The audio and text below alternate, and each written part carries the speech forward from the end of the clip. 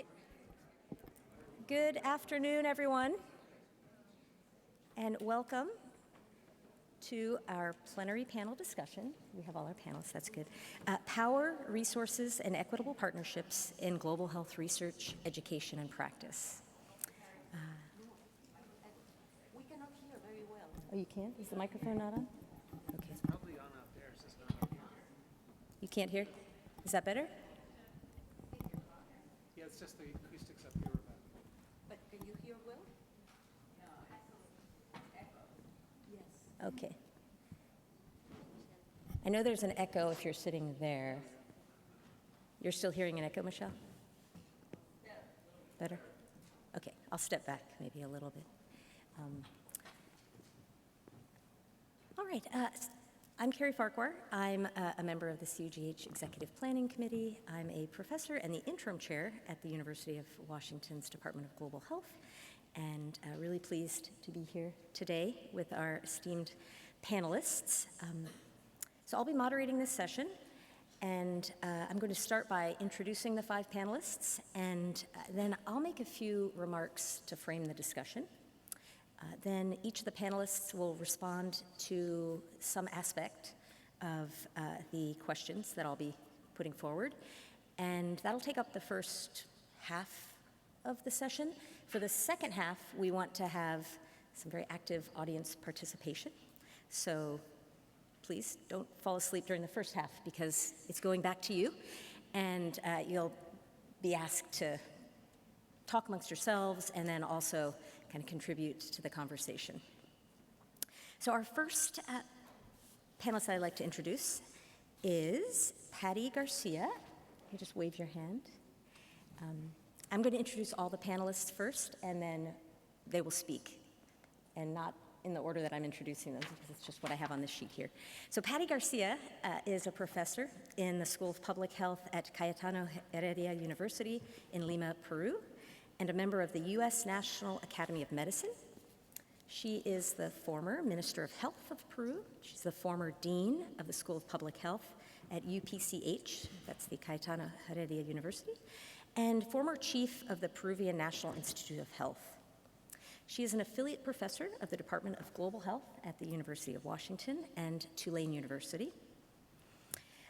She's actively involved in research and training in global health, implementation science research, quality and health services, reproductive health, HPV and cervical cancer, diagnostics, and medical informatics. And she participates in several global advisory boards and is a co-chair of the Lancet Commission on Cancer and Health Systems. Next to Patty, we have Dr. Biraj Karmacharya. Biraj completed his Master's in Public Health and PhD training in epidemiology at the University of Washington through a Fulbright Fellowship from Nepal. He leads the Department of Community Programs at Dulakil Hospital, Kathmandu University Hospital, and he has more than a decade of experience developing rural community health programs and forging international collaborations for academic training and research in Nepal.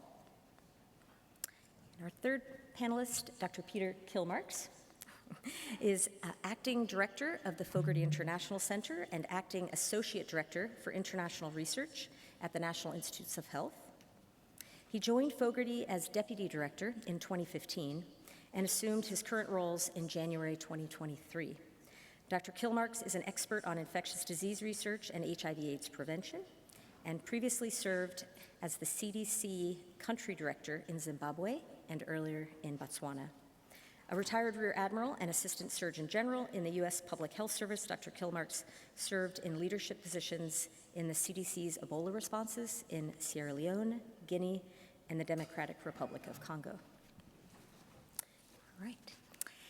Dr. Elsie Kiguli Malwade is the Director of the Health, Workforce, Education, and Development at the African Center for Global Health and Social Transformation, which is on the end there.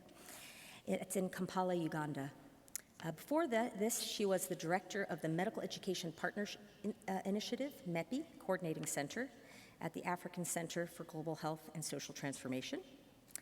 Previously, she was an associate professor and head of the Department of Radiology at the College of Health Sciences, Makerere University. She is also a fellow of the Foundation for the Advancement of Medical Education and Research. And currently, she is president of the African Forum for Research and Education in Health, AfriHealth, that we heard about this morning. All right, and our final panelist is Dr. Bethany Het-Gauthier. She's an associate professor of global health and social medicine at Harvard Medical School and an associate professor of biostatistics at Harvard Chan School of Public Health. And her research focuses on developing and applying rigorous statistical methods to better understand and improve health systems globally, particularly in sub-Saharan Africa. She is the director of research for the program in global surgery and social change and leads research evaluating mHealth tools to support community health workers providing home-based post-operative care in rural Rwanda. She's committed to improving partnerships in global health research by innovating within her own practice and by leading research and advocacy on issues of power dynamics. All right, so maybe we can just put our hands together for these 5 panelists. Okay. All right. So today, these 5 panelists come together with you, our audience, to explore some really critical dimensions of global health collaboration with a focus on dismantling inequities and fostering meaningful partnerships. The confluence of recent events, the COVID-19 pandemic, the Black Lives Matter movement, the resounding calls to decolonize global health, has prompted universities in the global north to engage in deep introspection. These institutions are reevaluating their relationship with partner agencies and institutions in the global south, as well as within their own local communities. Power imbalances and resource disparities have long plagued global health initiatives.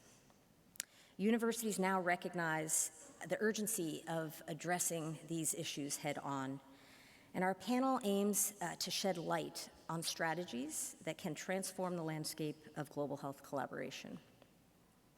Some of the key questions we'll be discussing are as follows. How can we restructure research priorities with Global South perspectives? Because too often research agendas are set without meaningful input from those in the Global South. We'll discuss how universities can pivot toward research priorities articulated by these partners. Their lived experiences and their contextual insights are really invaluable to shaping effective interventions. So second, how can we align educational priorities with Global South institutional needs? Education is really the cornerstone of progress, and our panel will delve into strategies for reimagining educational programs. By centering Global South institutional needs, we can empower the next generation of health professionals to effectively address local challenges. So third, how do we increase financial resources for Global South partners? Major donors play a pivotal role in shaping global health agendas. Our panel members will explore innovative ways to channel more financial support to partners in the Global South and promote sustainable change. And lastly, how can we advocate for the much-needed systemic changes in these areas? Advocacy really is our collective responsibility, so we will explore ways to engage how major stakeholders and global health donors can effect this change, urging them to address power imbalances, resource gaps, and decision-making disparities. Together, I'm certain we can forge a more equitable path forward. And so, in the spirit of collaboration, let us engage this afternoon in really candid dialogue, challenge some of our assumptions, and chart our course. So panelists, I am going to ask each of you to address a different aspect of some of these questions that I just laid out. And I think the majority of you will stay seated, but we do have one panelist who will come forward and another who will use slides. Starting with you, Dr. Kilmarks. If you could please identify and describe some of the strategies that might increase the flow of financial resources to Global South partners from major donors. That would be appreciated. Thank you, Carrie, and just want to say I'm really happy to be here with such a dynamic panel and really good to see such a great turnout for what we think is a really important session and I hope a great discussion. So we're starting with the money question, which I guess makes sense. And sometimes I think of this, I mentioned the golden rule, and not the golden rule you're thinking of, the other golden rule of he or she who has the gold makes the rules. And so we really see the financial issues as very central to the equity discussion. And the most direct way to address this is to really have more direct awards that go right to the investigators, the institutions in the low and middle income countries, which I think we'll all just say LMICs, so we can have a quicker discussion. But for the most part, from NIH and others, the funding goes to a high-income country or U.S. institution, and then they set the rules and say, here's the research study, here's the protocol, here are the issues. LMIC collaborator, do you want to work with us, yes or no? And that's clearly not a very equitable relationship. And so having more direct awards to the LMIC institutions is really a key part of the solution.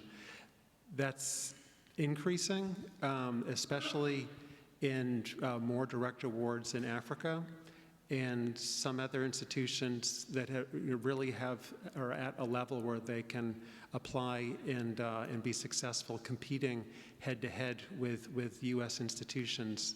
But a lot of it is still in the context of programs where only the LMIC or Africa institutions are eligible. So we have a Data Science and Innovation Africa program, and most of those awards are direct to Africa institutions because they were the only ones that were eligible.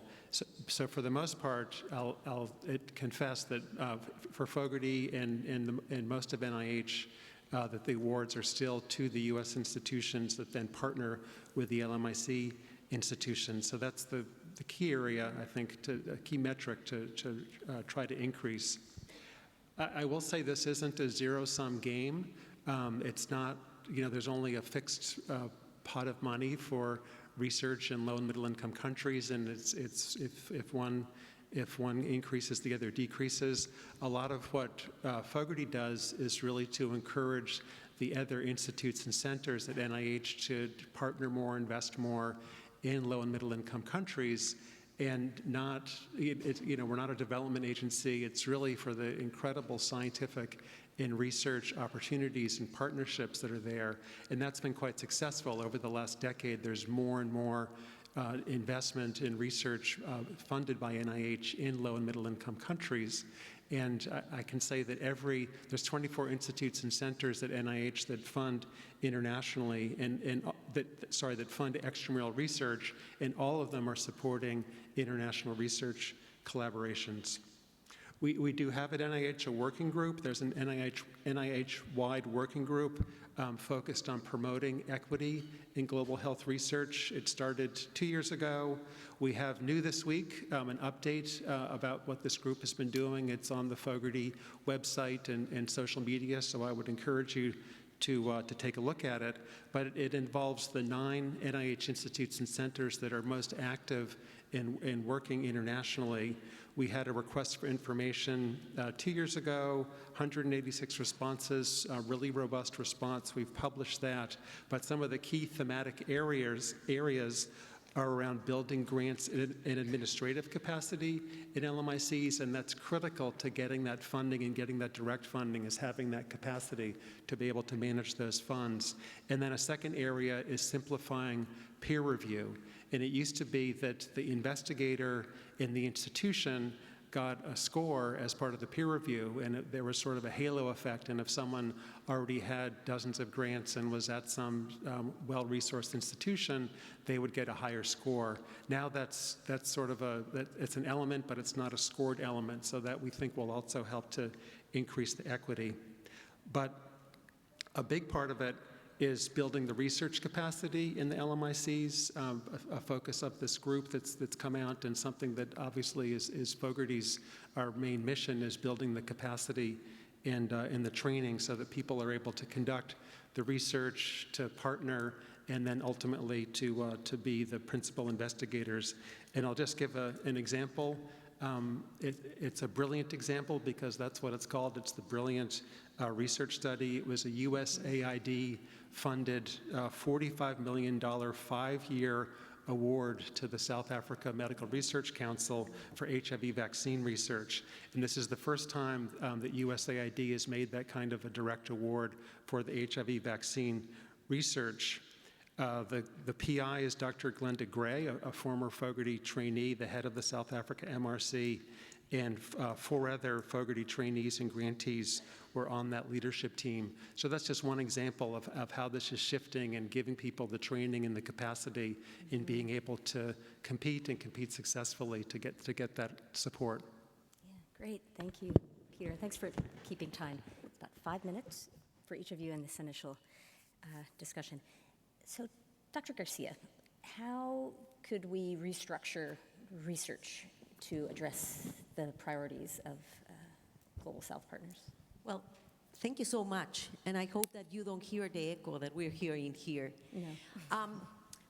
First of all, if you allowed me, I would like to add a couple of things, Peter, because you were talking.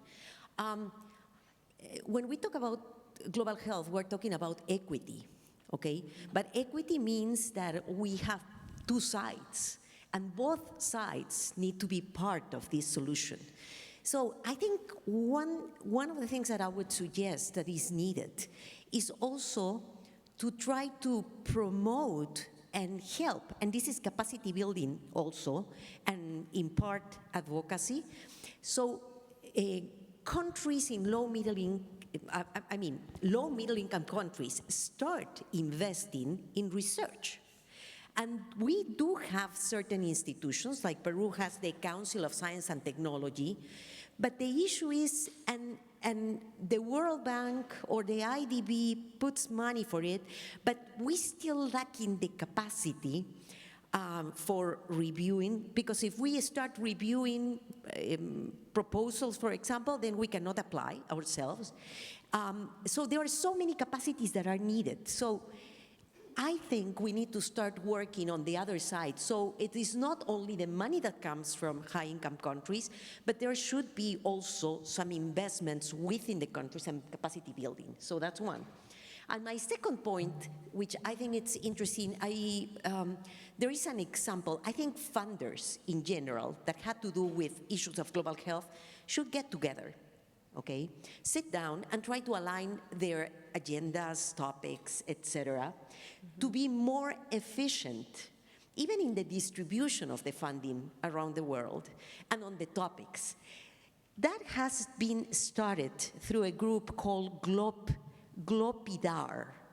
Glob, P and slash and R, Glopidar. So they are so funders that had to do with infectious diseases, and they are sitting to try to create a roadmap in order to really align agendas, and that could be much more effective. So those are my 2 points that I wanted to mention about financing. So now you're asking, how can we have a research agenda that is more equitable? And actually, because I'm Latin, I talk too much, so I have my points here to make it much shorter. So number 1, we need to start engaging in a collaborative dialogue, okay? But not with I think it has to be done even by regions, because when we talk about low middle income countries, it's like a black sack, okay? And the priorities in Latin America, Asia, or Africa are going to be completely different. So this has to be a dialogue that is open, ongoing, to try to understand the priorities, the concerns, and the perspectives, and it has to be grounded on mutual respect and trust.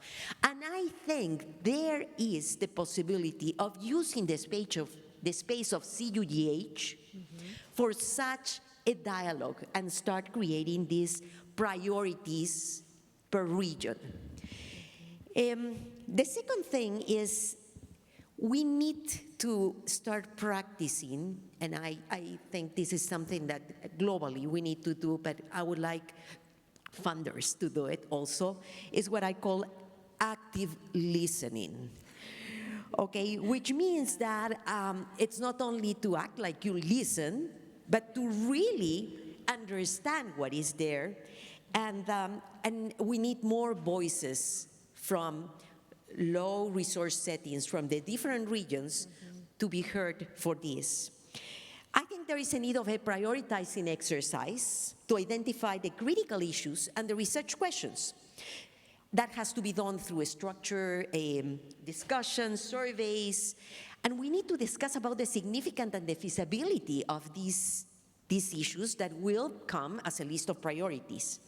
There is the need of doing capacity building and training, I completely agree, at different levels. And definitely we need resource allocation for the whole process of prioritization and engagement in this dialogue. We need to start talking not only about diseases for research, but the types of research that is needed. We need more funding for implementation research, for health systems research, which is critical, and this has to be done in a continuous way with feedback and iterations. So this has to be a process, and I really see the opportunity of CUGH to become the stage for this very, very critical action. Yeah. Thank you so much, Patty. All right, so we've heard about finances and research. Dr. Karmacharya, can you talk to us about educational priorities and how we can meet needs of LMIC institutions better? Thank you for the opportunity. Before really getting into the answer of the question, I'd like to share a very short story of myself and relate it to that. I have been very fortunate because I managed to get really good education at the University of Washington, my higher education there, including my master's in global health. So after living 6 years in Seattle, I was back in my country with a dream of creating some new academic programs in global health. I knew it would be challenging, but after I reached there and started, then I started to realize that it was far more challenging than we had initially thought. But my problem is I'm an impatient man. So we had to kick off some of the programs that we had planned, however tough it was. So in 2017, I was back, and 2019, we planned to start our Masters of Science in Global Health and also Masters of Science in Epidemiology. First time in Nepal, so the only program in the country. And I have to say that in a little bit exaggerated manner, that we had to start with 3 zeros, The first zero was manpower, so there was almost negligible a number of people who would be willing or fit for launching the program that we were envisioning. The second zero is the institutional infrastructure and capacity and the environment that was not yet matured enough to host a program like that. And then the third zero is the national academic ecosystem that was not really in place, academic and research ecosystem that was not really in place to launch programs like these. But nevertheless, we launched it. And our international partnerships played a vital role in this program. And I have to thank Fogarty for that. We're very fortunate to have a D43 with University of Washington and Nairobi. Recently, we are also included as a site for the Insight training program with the UAB. We managed to kick off our program in 2019, and just this year we also managed to launch the first PhD program in Nepal. And the main drive behind this was this real determination that we have to be able to generate and develop in-country capacity building programs. because not many people would get the opportunity that I and some of our colleagues, my colleagues got. So, but the challenges are there. And I have mainly two major messages for this in terms of restructuring part. The first is focus on people, of course, because there will always be the need to have champions for the cause, but build institutions. A lot of the programs and collaborations and partnerships focus only exclusively on people, and there's a big difference. Just by training a number of people does not ensure that institutions are built. These are very different things. So focus on people, but build institutions. I think that's number one in terms of restructuring for the, the priorities for academic programs. And then initiate with projects, as most of us, almost all of us do, but build programs. That's very important because projects are generally very, they have short life and exclusively focused around, a little bit of funding and some timelines.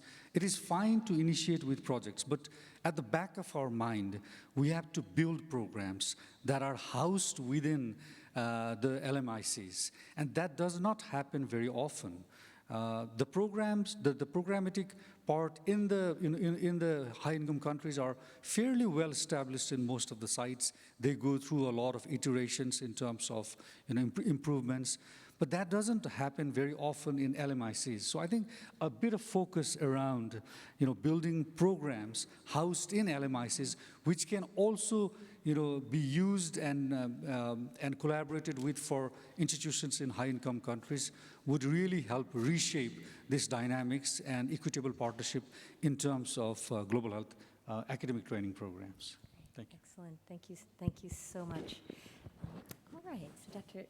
Kapir, we are going to hear about some of the work you've been doing, and we've got some slides for this one. So we can actually skip the slides. Oh, you're going to skip the slides? Okay. Yeah, about no, it's how fine. highly resourced institutions can help achieve equity. Yes. Yeah, no, thank you, and I appreciated the request to be both brief, but also provide some very concrete examples of what highly resourced academic institutions can do. And I always like to offer this from a deeply personal space. So I am an associate professor, which means I'm pre-tenure, so in a fairly vulnerable part of my career.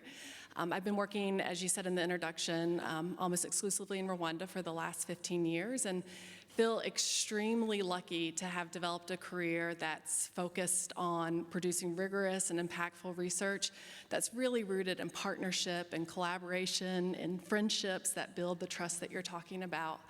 And part of the way that I've manifested that in my work is by spending time in Rwanda, by making sure colleagues have time in Boston, by building training programs.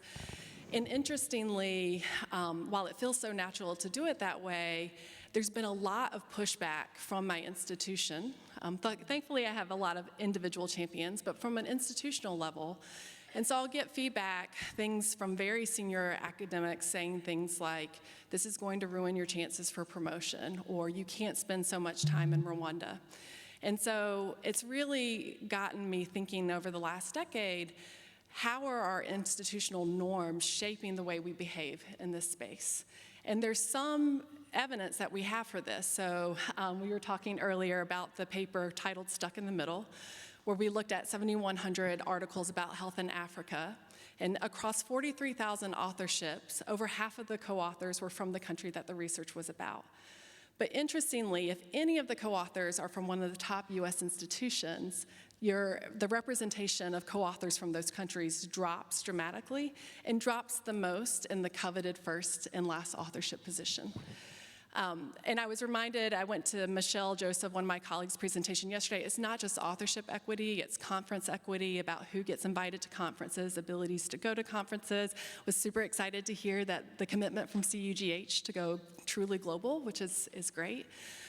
So there's evidence for this. So if we have that evidence, then how do we push back and change our institutions to allow us to behave better? So I'm really excited after many, many years of work with CUGH.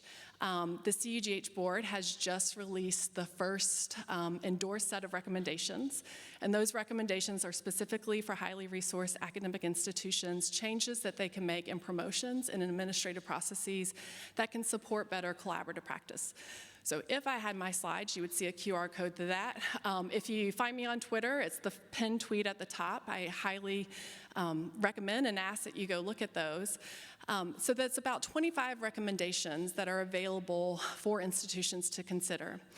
Now the challenge is, how do you push forward the 25 recommendations? And so one of the ways that we're actioning on this at Harvard is under the request of my chair, Vikram Patel, having conversations about what are our priorities for our faculty. And so right now we're taking those 25 recommendations, having listening exercises with our faculty to say, where are your pressure points? What do you want to see changed?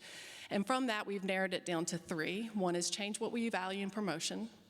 The second is provide more resources, because oftentimes global health research is underfunded relative to bench science research. And then the third is that the university should be facilitating reciprocity in our collaboration. So allowing us the opportunity to invite collaborators in and also share the resources of our institution. So we have those narrowed set of recommendations, and from here we're talking with our various deans and administrators to say, what do we do now? And the reality is there's a little bit of conservatism at the university, not necessarily surprising, to adopt some of these just as they're written, but there's a lot of commitment for pragmatic solutions.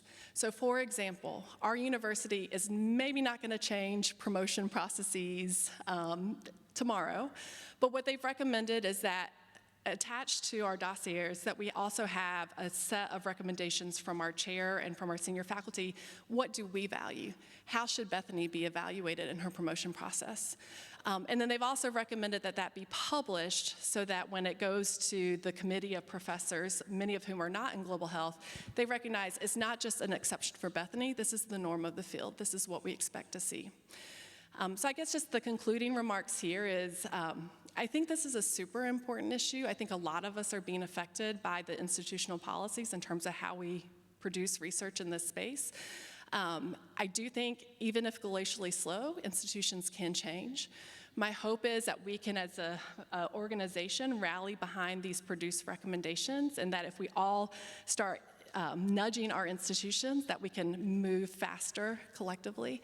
And I just want to say, as an individual working under these constraints, you don't have to wait for your institutions to change your individual practice. So, thank you. Thank you. All right.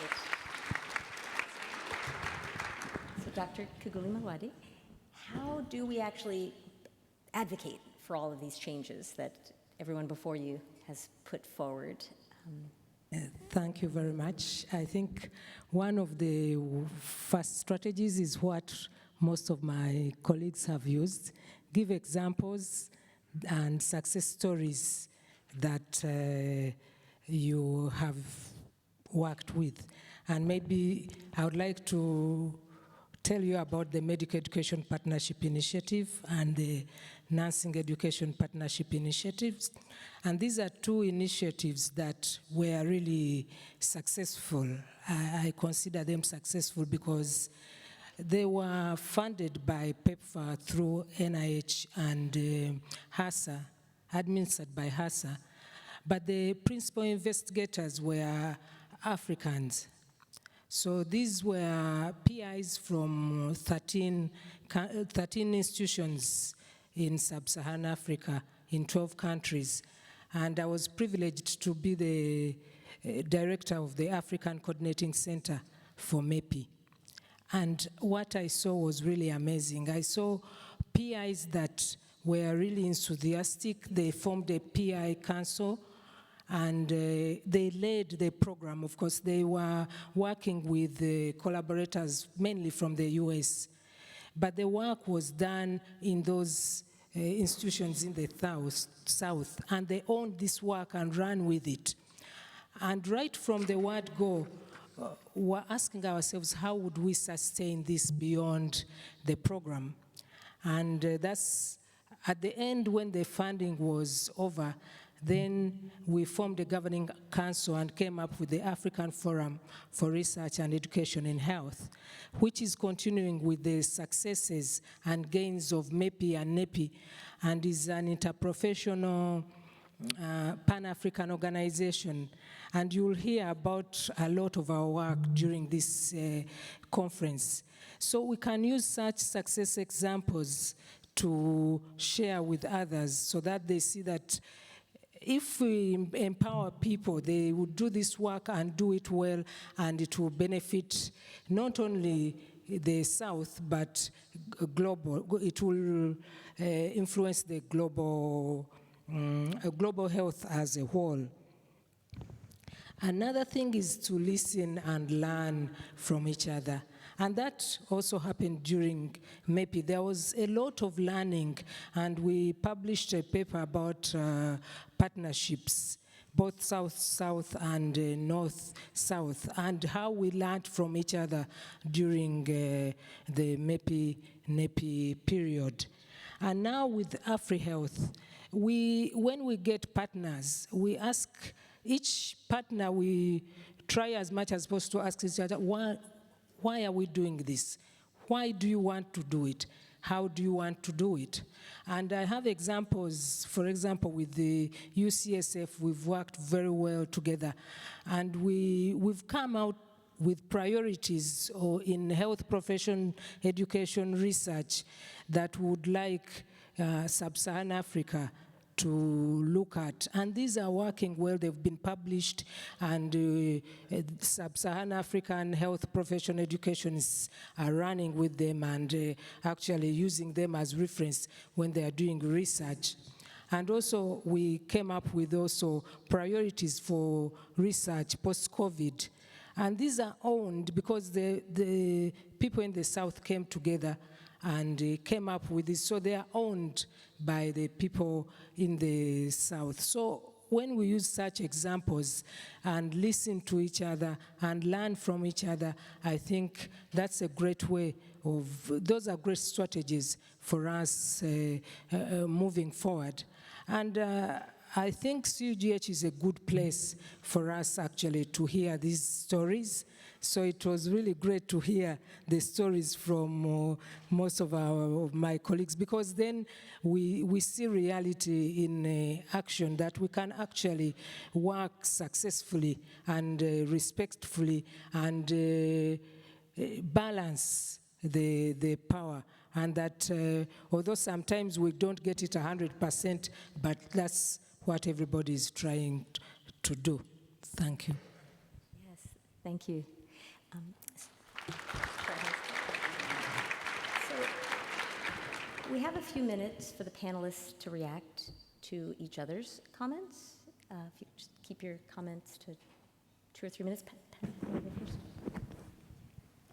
Yes, and taking what you have said, I mean, how can we advocate? Definitely.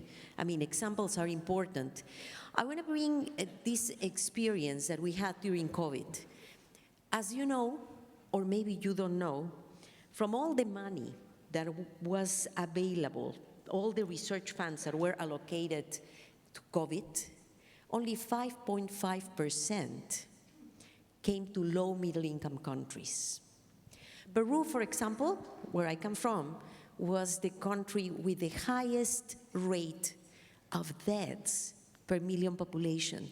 And I was struggling trying to see how to get funds to do the research that was needed. For example, not to use ivermectin and see what we could improve. But I wasn't the only one. There were other people in low resource settings that were fighting for the same thing.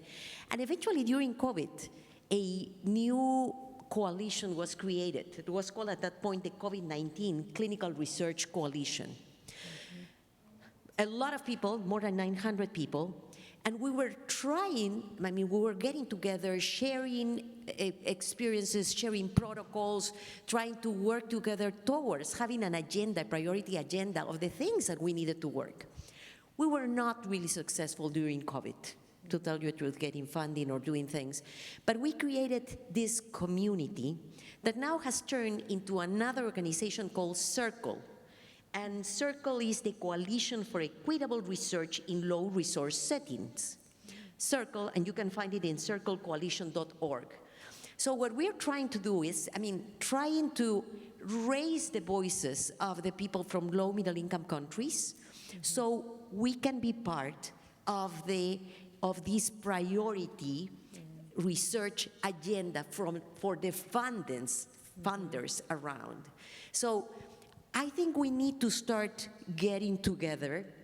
So there is even problems to have funding for networks, and we need to have networks of researchers from low middle income countries to get together and think, how can we work together?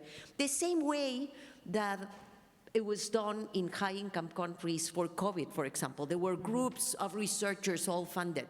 We don't have those kind of things in low-resource settings. But I think this is an example of something that should be known. Take a look at the website, and I think examples and having the people start thinking about equity, it's quite important. But we have to push for the seat at the table also. Yeah, thank you. That's a great example. Peter, and then after. Well, Patty, thanks for the reminder about COVID and Peru. And when I visited you last year, I was very struck by, in the Miraflores area, all the portraits of the healthcare workers, hundreds of photographs all along the street who died from COVID, and how devastating that was in Peru in particular.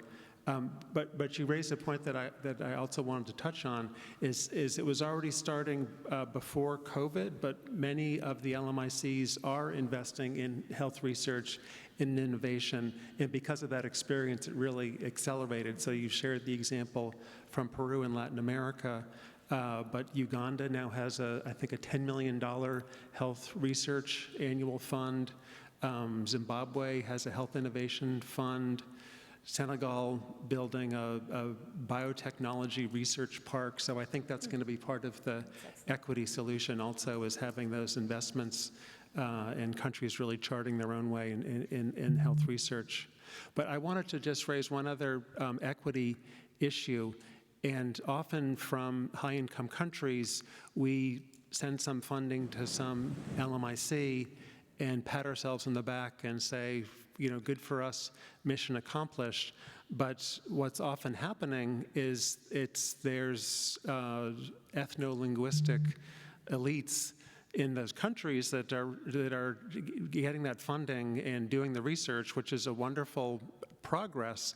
But there's also, we focus on the equity issues in diversity issues in the U.S., but there's also, we saw this potential to also advance that in the low and middle income countries. And so last year from Fogarty, we said for any of our training programs, if you can identify people who are members of groups who are underrepresented as researchers in your countries, then we'll provide supplemental funding.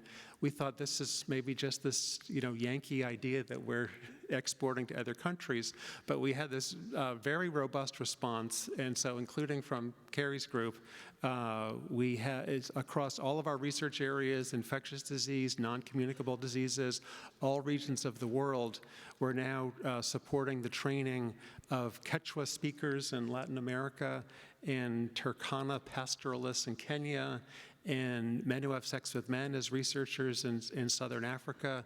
And so I just wanted to raise that as another equity issue and something that's really has resounded and getting a very positive response from the community. Thank you for that. Raj Karmacharya, and then we can go to you, Elsie, after. Yeah. So I just want to add a little bit on what I mentioned previously. So one of the reasons, we realized that one of the reasons as an institution we were fairly successful in securing and utilizing the partnerships with the US was because I was trained in the US and my colleague Archana was also trained in the US, and we got back.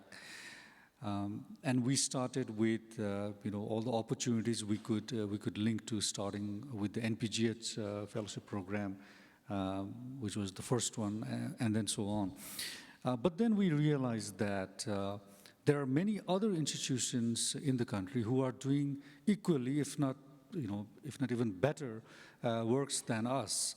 But they would never, ever be able to secure the benefits of the collaborations or the grants that we could secure, because they do not know the trades of the game, the articulation of the needs. It's not because they are not doing good. They are, a lot better in many ways. But just because of the fact that they are not aware about the articulation and, pitching, writing the grants, they will continue to remain away from these wonderful opportunities that we have. So, my suggestion is, in the same page, we also formed a consortium in Nepal, a consortium of academic institutions in public health, CUGH, we call it CUGH, comprising of 9 universities in Nepal, and we're trying to share, whatever information, skills, and connections we have, so that other institutions in the country can also benefit. But my recommendation to this August forum is maybe we might need to revisit a little bit some of the ways these grants and calls are announced to make it more sort of user-friendly, applicant-friendly from the other side, and how, who are the potential applicants that really benefit, that really need these opportunities. So I think that is extremely important to make it a little bit less extensive, and maybe some opportunities of exploratory grants, some planning grants that are already there, and also the review system. It is, I think we must need to revisit some of these review criteria. For example, like for D43, you need an R01 to be able to make a very competitive D43 grant. It's almost impossible for even a top-class researcher in a low and middle-income setting to have had an R01. So we have to rethink some of these things. And then maybe for the CUGH forum. So the criteria of independent researcher is extremely different than what it means here in the US and what it means here in Nepal and maybe what it means in Rwanda or Peru. So I think that has to be kept in mind. And then another for the CUGH forum is maybe it is time also to start thinking about creating some regional chapters so that more universities from other countries can also start getting together and sharing the same spirit that we get here. Thank you. Thanks, Braj. Excellent. Yeah, just following up on the networks, being able to fund networks. And I think that is a great idea. It also diffuses the fact of just funding a few elites in Africa, elite researchers. For example, if you fund the African Forum for Research and Education in Health, we have a large group of mid-career researchers that benefit, and across the whole of the African region. So I think if there are those networks and consortium, that is a good way to go, so that you can reach more people, and then you are not likely to keep funding only the elite researchers from Africa. Mm-hmm. Excellent. Yes, please, go ahead. I guess just picking up on that theme, something that comes across in a lot of the comments initial and the follow-up is, empowerment and recognition of scholarship and ability to do scholarship no matter who the person is. And when we were writing these recommendations statements for CUGH, there was a lot of conversation. Patty was part of those conversations, like, for whom are these written, right? Like, whose behavior are we trying to change? Who are we trying to empower? And ultimately decided, for a lot of what you're describing, if you look at the language, it's talking about highly resourced institutions, because a lot of those dynamics that you see are not just individuals and institutions in high-income countries versus individuals and institutions in low and middle-income countries, that you can see within countries the variability of people who have power and people who do not, and the need to relax the systems that reinforce the power of individuals and the power of institutions. So really, those recommendation statements are meant for everyone. However, one of the conversations that we had, Patty, and I'd love you to expand on it if you wish, is just your idea of it's not just the highly resourced institutions and faculty that need to change, that there's roles for everyone to come together and to give a little and take a little in terms of where we stand on this. And I just want to emphasize that point. I also just want to say I totally agree with your comment around training programs, not just focusing on individuals. I think that's been my big frustration with a lot of the training programs is I always call it the button chair model. They want to fund individuals to go through a particular course, and the more individuals, the better, no matter the quality of the course. And I think we really need to think about long-term tenure training plans that build institutions, not just individuals. So I just wanted to echo that sentiment as well.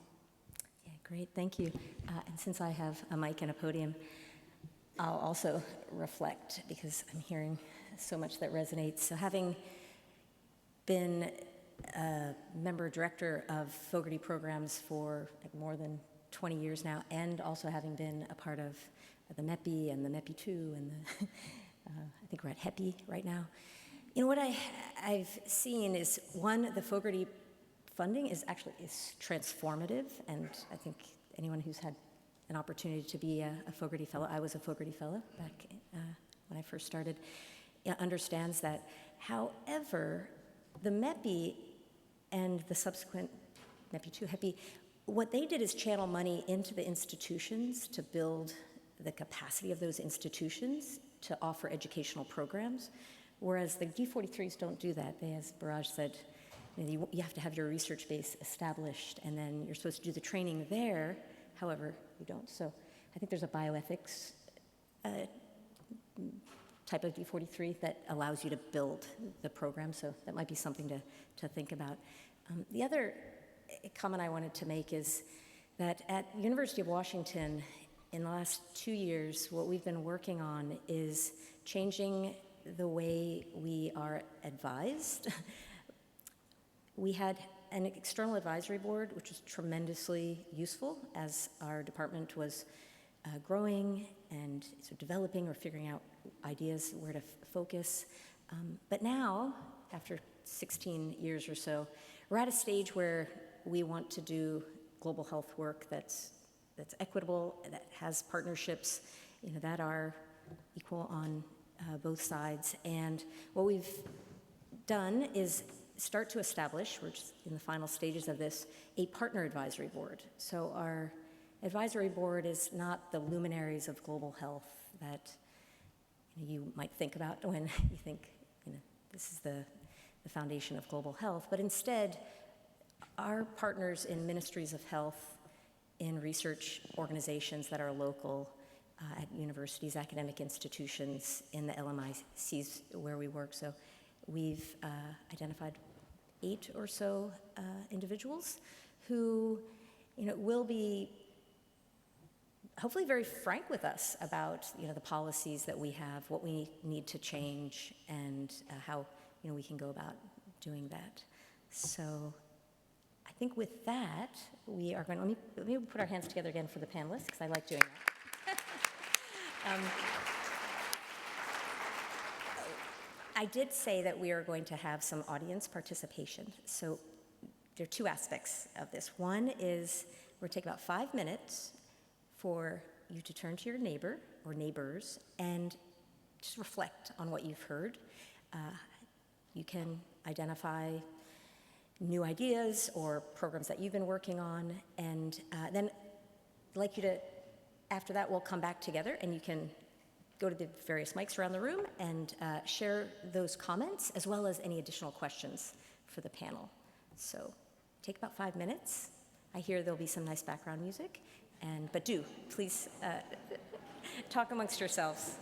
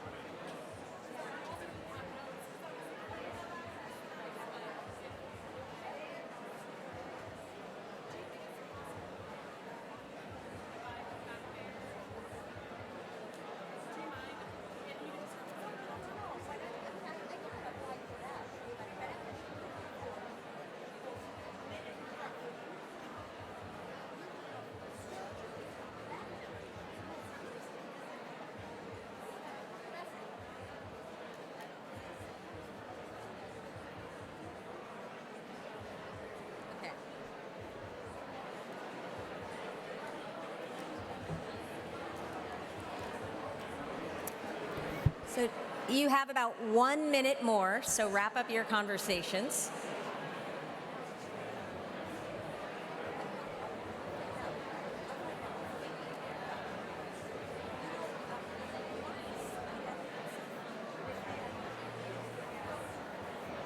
Okay.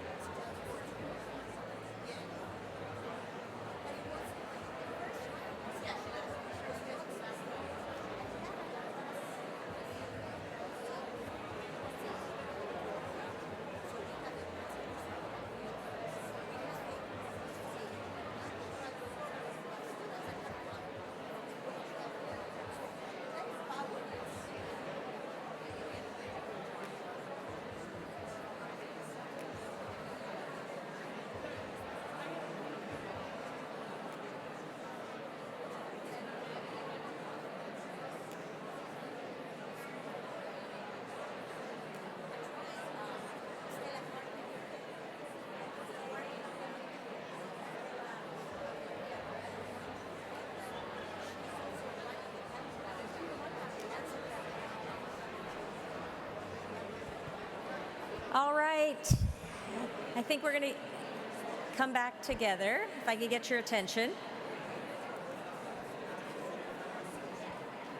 If people want to line up at the microphones, there are microphones in each of the aisles.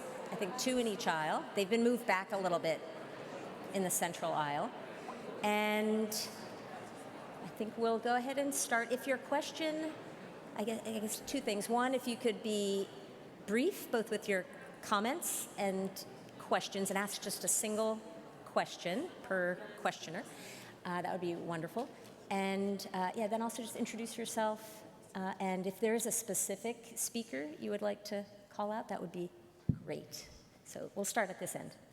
Thank you so much. My name is Berrine O'Dane, and I'm based at the Washington University in St. Louis. And hi, Carrie. Hello, nice to Barry. see you.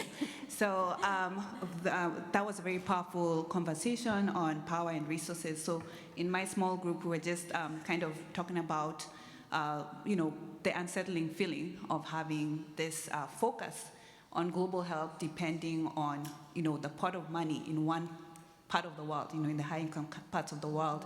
And we're thinking about just how, low and middle-income countries do have resources, and how can we empower low and middle-income countries to look inward and, access that funding that governments have the same way the United States have that money from their government and federal money. How do we learn from the United States so that we have, that change of conversation and that change of the skill set to prioritize, to advocate at government levels within our low and middle income countries as, global funding is reducing and global needs are increasing. Thank you.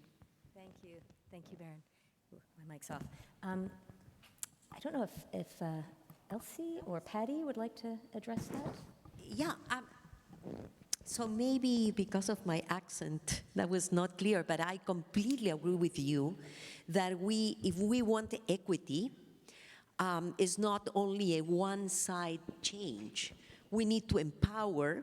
So on one hand, it's high-income countries, what they will do, but we need also to empower and help low, middle-income countries to do exactly what you are saying. I mean, being able to provide and understand the importance of investing, not spending, investing in research, okay? So us, like in my case, okay, I know that there is a Council of Science and Technology, but it never had funds 5 years ago or 6 years ago. I tried, and eventually, I mean, we were, several of us, trying to push for having resources from the country itself. And as I said, the World Bank gave some money to try to promote innovation and research within the country. The problem is that there are capacity building that needs to be set up. And so that's what I was suggesting, is that maybe that's another area that needs to be seen globally also. I mean, how to put together all these institutions, right? How to create networks of people that will review, I mean, how to share what the good practices for funding agencies within countries. I mean, I think that's one of the gaps that we are seeing. That type of empowerment had to do with that. It's not gonna be a lot of money, okay, because we don't have money to share necessarily, but it's part of the empowerment. I think what we are lacking in some countries is the real recognition of the importance of research as an investment, but for that also the universities need to be more accountable to society. Great, thank you. I think, Yeah. Elsie, you have a short Yes, response as well? and when we are talking about funds, I mean resources, we are not only talking about funds.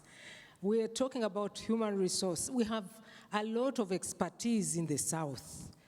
So that should also be taken into account when we are thinking about resources. And we also have a large number of people. That's also a resource that South has, and also plenty of material for research. So all those things should be taken into account when we are looking at resources, not just funds. I think all the others are also important. Yeah, great, thank you. Yeah, but don't take our resources, okay? All right, why don't we go to the center there? And Thank you. My name is Purba Chatterjee, and I'm based at UCSF. And thank you for the great discussion around shifting funding to our partner institutions in the Global South and building capacity, not just for people, but also the program and institutions. So my question is, how do we do that if our partner institutions are only getting 8% in indirect cost rates compared to 50 to 64 or 5% in high-income institutions in high-income countries? So how do we do it? And my question is to my NIH and Fogarty colleagues and to CUGH colleagues, like, what can we do to advocate for higher indirect cost rates for our partner institutions? Thank you. yeah. Okay, can I put you on the spot, Peter, or no? I don't want to get in trouble. I gave a actually somewhat long-winded response to this in our Fogarty session yesterday, and let me try to respond briefly. We're very aware of the issue.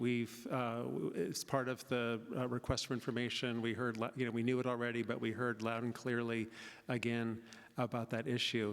And I think it's essentially the U.S. government thought it would be important to have that investment in U.S. universities and institutions so they would be robust and able to continue on year after year. And I'm imagining the thinking was, because most of the international collaboration was with other high-income countries, if Canada and the UK want to do that, then they should go ahead and do it. So the US will fund the research, but that kind of institutional capacity building, that should be the responsibility of the other governments, which doesn't work as well for the minority of collaboration that's happening in the lower income countries. But part of the solution will be to have those other investments. We're working on this issue. A particular challenge right now is we actually still don't have a budget for the current fiscal year, which is half over, but we're anticipating it's going to be at best flat. And so NIH is saying, with the rising costs of living and salaries and those kinds of things, there's going to be fewer grants and there's going to be less money per grant. And so it's not a good time to say, why don't we have this major increase in cost per grants? And just another part of it is when research communities are asked, with this effective budget cut, do you want the same number of grants with less funding, or should we cut everybody a little bit? Should we cut everybody a little bit and try to have the same number of grants, versus having more grants, having high-cost grants and fewer? And the answer is always, please, keep having a lot of grants, that we want to have a lot of people supported. And for Fogarty anyway, it is a zero-sum game. If we add in a lot of extra cost per grant, that would mean fewer grants. But it's an ongoing discussion that we're having very actively at NIH. Yeah, and maybe I could just ask as a follow-on, are there LMIC countries that have successfully negotiated higher than 8%? Because perhaps there could be some lessons learned there.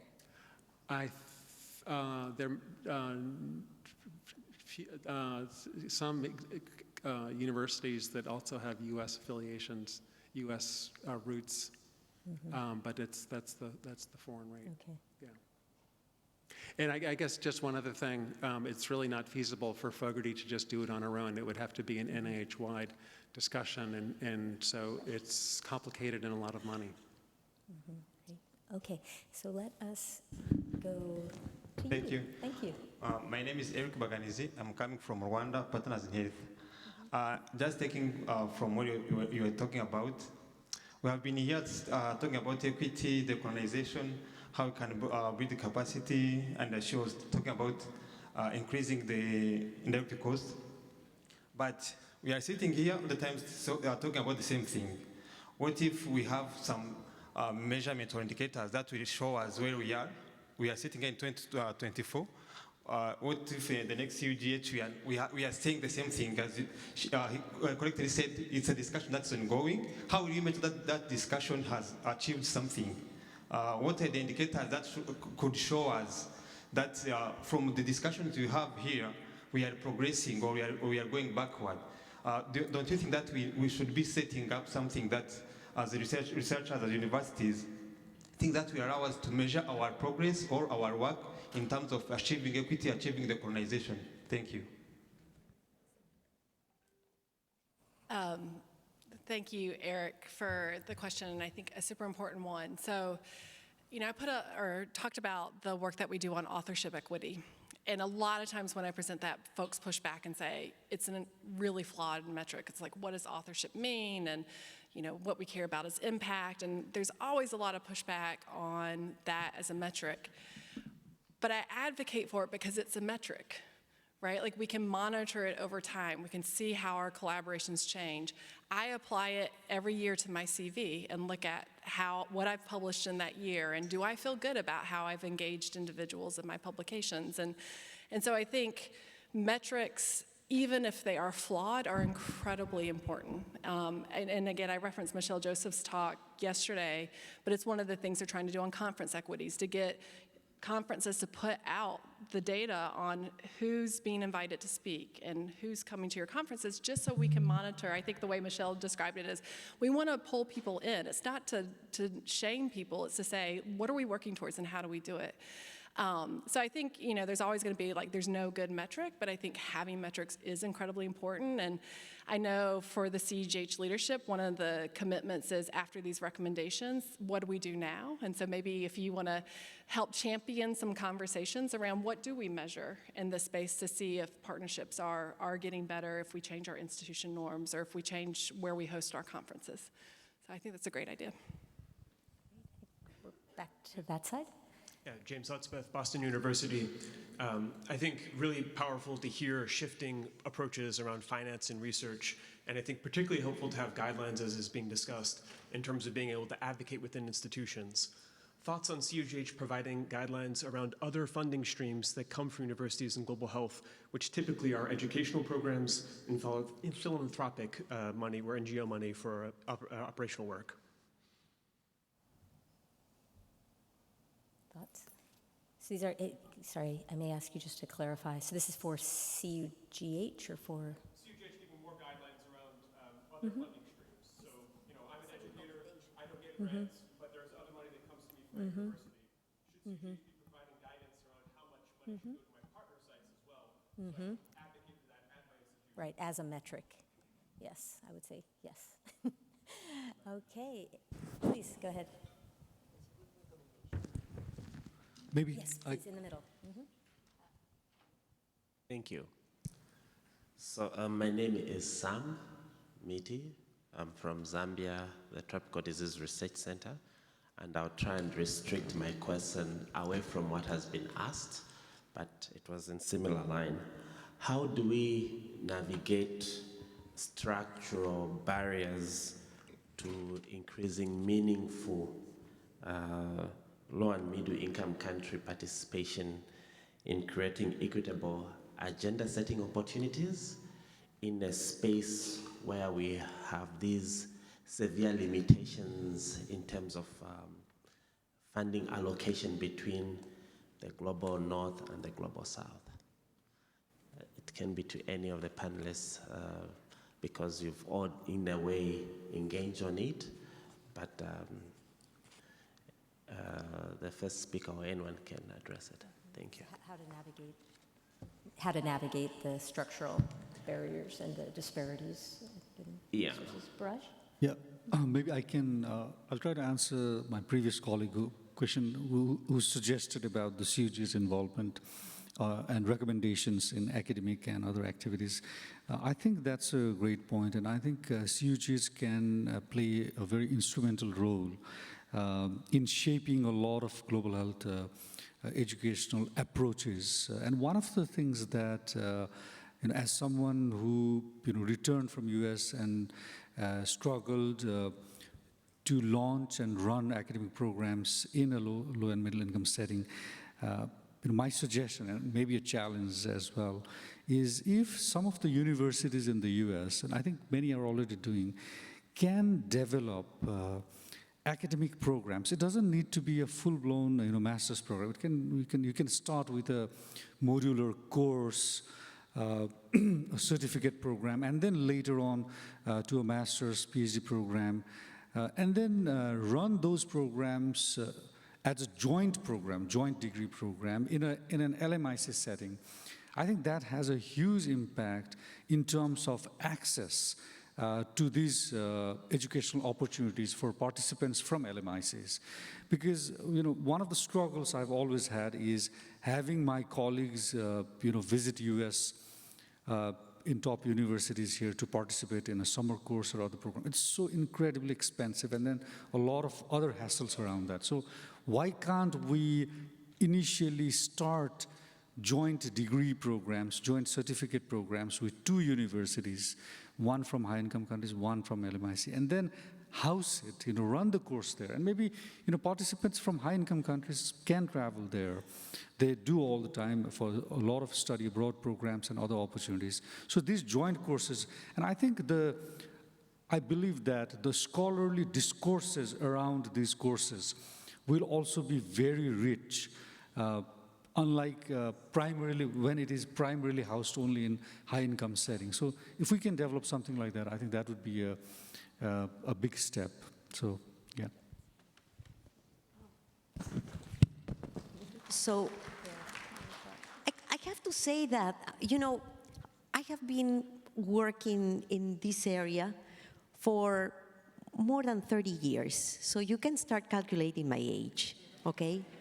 And that was after I did my residency in internal medicine, infectious diseases, and then so the light, okay? So anyway, I started very young studying medicine.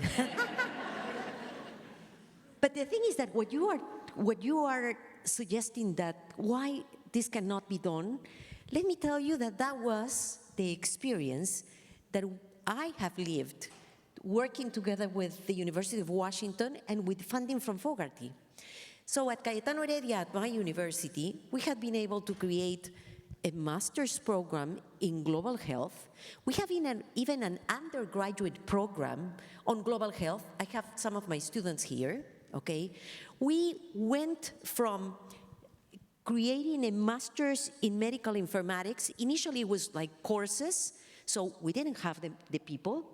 And so we started working together with the University of Washington. Joe might be around there too. And with courses, then put together a certificate. Then we had a joint master's, and eventually we institutionalized it. So now I have masters in medical informatics that are trained in Peru. Sometimes we have faculty that is invited for it, but that has allowed us as a university to create capacity. So I'm not the only one. There are a lot of people from Cayetano, and you will see, I mean, that are working and probably are your colleagues around. So it's so interesting that, and this is something that I live in these past years, and I thought that was the norm, and how collaborations and relationships were, okay? But it seems that it has not been happening in other places, but they should happen, and that's what I think it's interesting to share these experiences. It could happen, it creates capacity, it makes empower people so my voice or the voices can be heard, and that's quite important. So regarding the other question, because the other question was like, what are the opportunities on how to deal with all the problems to have your voices heard? I think that one of the issues is that it's much difficult to hear one voice than to hear an organized group, okay? And I think this is an opportunity, having CUGH also, the same way we have some, and as you said, it will be great to have a document that says how can you start negotiating for overhead. I mean, I think that as CUGH, and actually I hope that the discussion that we are having can turn on a document, something that could be in writing, of the need for voices from the South to be part of the prioritization of funding for research in a world that is global. And that's not, and I said this before, that's not because we have to be good or because this is charity. It's because we really need to work together for health security. And so we need all the voices. The same way we need diversity, we need all the voices. So I think my plea now is that, I mean, CUGH can also do that because together we're stronger. Agree with that. Okay. I want to make sure we get to our last two questions, but you had a brief comment, Peter? You can wait? Okay, so why don't we take the last two questions, one after the other, and then we'll have the panelists address both of them. Go ahead. Thanks. Hi, my name is Susan Michael Strasser. I'm from Columbia University. My question or comment is for Fogarty and for NIH. I was part of MEPI and I'm very happy to see the progress that AfriHealth has made, but to be perfectly honest, I was very nervous when MEPI and NEPI came together to create AfriHealth. I was the PI for NEPI. Unlike MEPI that had, as Elsie said, multiple PIs, NEPI only had one, myself, but we covered 10 countries and 22 schools of nursing. And at that time, it really was the need to develop the leadership of nurses, and that is still a work in progress. And my question or comment is, we need to continue that, as Dr. Goosby said, to really break down the hierarchy and have more nurses engaged, especially in areas like implementation science. COVID has really shown the innovation that nurses bring to the table. And AfriHealth has been really a roadmap. Elsie's predecessor, director or president of AfriHealth, was a nurse. And so I think this is a real success story, but we need more support for nurses to become principal investigators at the level that Fogarty has invested in medicine. Thanks. I will let Dr. Kilmarch respond to that, but first let's take your question, and that'll be our last question. Hi there, my name is Cameron Gibson. I'm from the University of Colorado. I'm a clinician. I am not part of the research ecosystem very much, but on a daily basis when I'm rounding, I come up with 2 or 3 clinically relevant research questions, but don't have the time to dedicate to trying to answer those questions. I find the entire process of looking at NIH funding or Fogarty or any funding very complex. And to me, it seems like that feeds into that inequity. The complexity is, it discourages people, it disenfranchises people who have clinically relevant questions that they'd love to study. My question to the group is, would you agree that the complexity of the system is such that could it be simplified? If it could be simplified, are there tangible ways in which to simplify it? And perhaps CUGH has a platform in which they can advocate for simplifying it for those of us who aren't living day in and day out the research world. Thank you. Great, thank you. All right. Why don't we start with you, and why don't we'll go through everybody, and you can kind of make your final Good. Yeah, I think comments at the same time is short, so I'll be brief, but I wanted to respond starting back in Zambia and just the perception. So there's not an allocation that there's so much money for global research and so much for domestic research.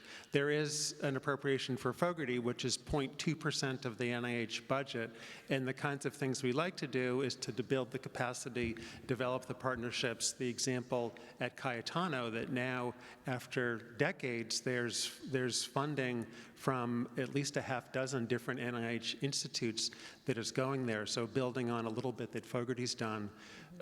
For the National Institute of Nursing Research is also one of our partners, and encouraging them to be engaged and really build nursing research leaders. So what needs to happen, and NIH is not a development agency, we're really looking for scientific research opportunities. So in Zambia, there's this really nice body of work around neurologic research, and the National Institute of Neurologic Disease and Stroke and Mental Health and others are investing in that research there. So that's really how it works, is the challenge is to make those partnerships, build that capacity, and have the compelling scientific reason for NIH to invest, which is happening. There's metrics for that. It's been quite successful. Thanks. So you wanted the last things to say, right? Yeah, we have about 1 30 minute. seconds per person. So 1 minute. Words of wisdom. Yeah, I think we are living a list of like homework for CUGH, and for it, but I think it's critical. We were asking what can CUGH could do, and I think again, as a group, there are things that CUGH could do to try to promote equity and to help each of us, that we have to deal with our institutions on how to do this in a much more equitable way. And as a member of the board, and probably there are other members of the board, I think we have to take that homework and try to work on it. Excellent. Thank you, Ted. All right, Raj. So in my first comment, I said that I have a problem, and that is I'm a very impatient man. I have a second problem, and that is I'm an incurable optimist. And I think there are lots of opportunities within the consortium and also outside the consortium. And one of the largest opportunity that we should seek is how we expand the consortium. And a lot of institutions that are not yet in the consortium, especially from the low and middle income countries, if we can figure out a way, they will add tremendous value to the whole discourse, to the whole movement and the dynamics. We have to figure out the ways to do that, but I think my final comment is, what should be more bothering to us is not the magnitude of the challenges we face, but rather the ignorance of the opportunities we have. Yeah, thank you. I think advocacy is a great strategy. And looking at Bethany's paper, I think we are now moving away from just words to action. So I believe that maybe that type of work also should be done for us. We should do it from the low and middle income countries and combine it, and then get the matrix from such work, and then we can continue advocating for equity. Thank you. 20 seconds, I'll make 2 quick points. One, to the last question, grants do need to be simplified. It's brute force effort, 10% science at this point. With that, I also think that I've made the suggestion before. I think we should have a different pay line, just like for new investigators, for new institutions, so it's not just the same usual suspects that are getting awarded grants. I think what that will help is groups that have really good science but maybe don't know all the I's to dot and T's to cross get a more competitive advantage. And the last point is, Patty, 100% agree. I think CUGH as a coordinating body can really help mobilize these types of recommendations that we can then take to our institutions for advocacy. And I think there's lots of opportunity there. I'm grateful for the board for creating and supporting us in our work. Excellent, thank you. I think we are going to put the QR code up for the guidelines that Bethany has been describing. So these are the CUGH, they're posted on the CUGH website, so please take a look at that. And hopefully this has been as kind of rich and thought-provoking a conversation for all of you as it has been for me. I would really like us to put our hands together for these amazing, inspirational panelists.